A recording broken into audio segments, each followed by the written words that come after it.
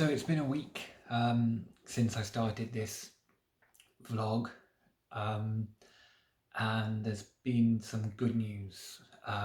It has been an up and down week, sort of mentally and emotionally. I think being stuck in the house is really having an effect on me. Um, my mobility's really decreased a lot, and I think it's because I've pushed myself to try to be able to do things that I think I should be able to do, even though my body tells me that I can't do them, and then my body's just given up. Um, I have started wearing a back brace, which is what I've got on now, um, because the guy who I was talking to with SRS in California recommended that I try it, and it helps a little bit. It's not helping as much as I hoped. I hoped that I might be able to walk a bit more.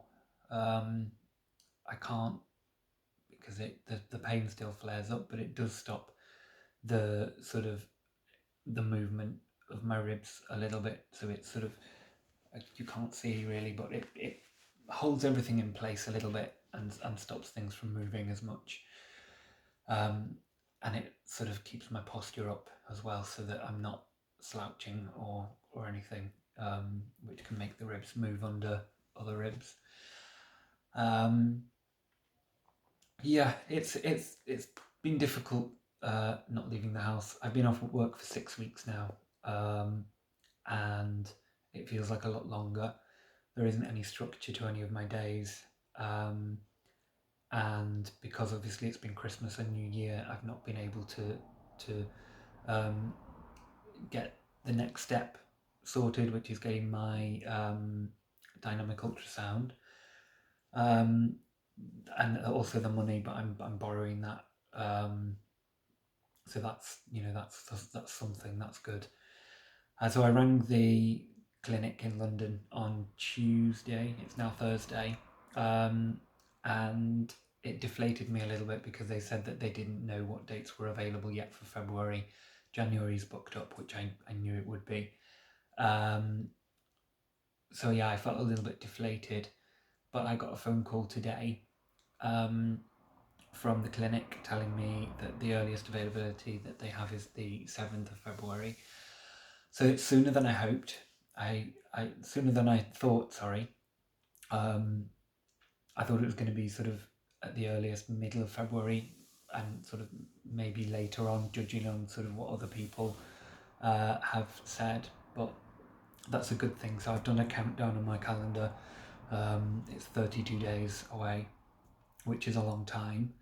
But having something to count down to and knowing that that is on its way will really help.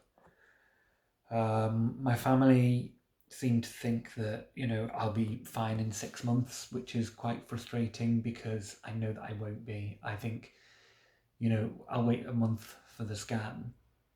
Then from what I've read and what I've heard, it's about 7 weeks for the consultation with the surgeon.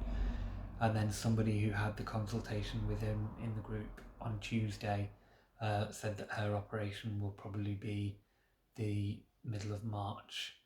So based on that, it's probably going to be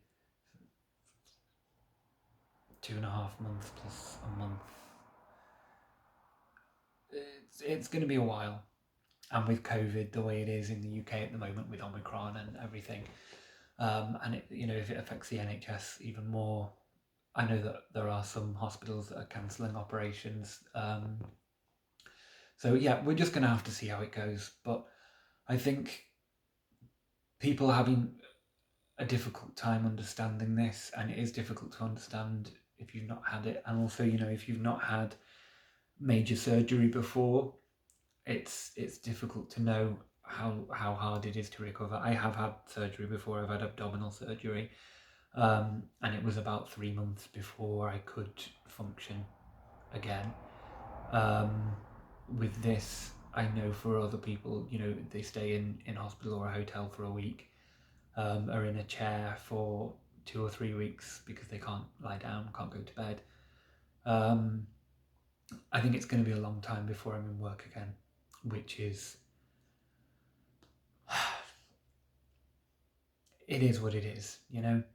Um, and I think that I feel pressure from other people to get back to work and to, you know, to live a normal life, and I almost feel like I should feel guilty or feel bad for being in the state that I'm in, but it's not my fault. You know, who would choose to go through this? um, and I feel like people are trying to understand, but I think that sometimes you can be a bit too positive. um, yeah, I don't expect that this is going to be over in 6 months anyway, but it will one day. I have had trouble sleeping, um, as you know from the last video. I had the night before last and the night before that I had 3 hours sleep. So I had 6 hours sleep in 3 days, which was difficult, and I think that made me quite sort of vulnerable emotionally as well, because when we don't have enough sleep, it can make us really irritable, and things can affect us that wouldn't normally affect us. Um, so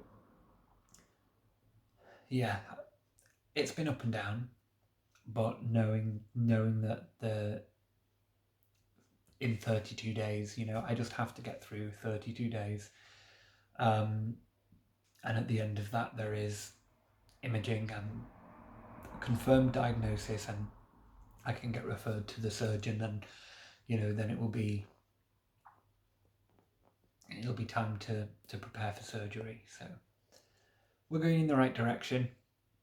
The group has been a huge support for me, because it's the only place where people understand. You know, there's people who think that I have a bad back, um, and that's sort of, it's frustrating, because this is so much more than a bad back. It's affecting everything, and the more I've tried to